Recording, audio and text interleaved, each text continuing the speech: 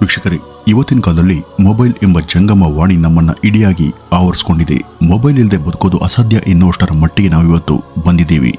ಊಟ ಮಾಡುವಾಗ, ಮಲಗುವಾಗ, ಕಾಫಿಯನ್ನ ಕುಡಿಯುವಾಗ, ಬಾತ್ರೂಮ್ನಲ್ಲಿದ್ದಾಗ, ದೇವಸ್ಥಾನದಲ್ಲಿದ್ದಾಗ ಈ ರೀತಿ ನಾವೆಲ್ಲೇ ಇದ್ರೂ ಮೊಬೈಲ್ ಮಾತ್ರ ನಮ್ಮ ಕೈಲಿರಲೇಬೇಕು.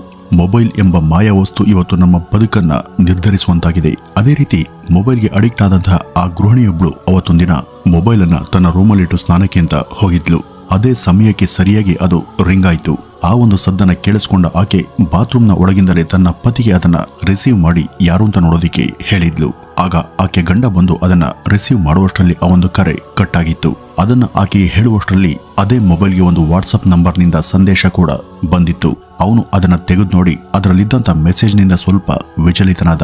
ಅವನ ಪತ್ನಿ ಸ್ನಾನ ಮುಗಿಸಿ ಹೊರ ಬಂದಾಗ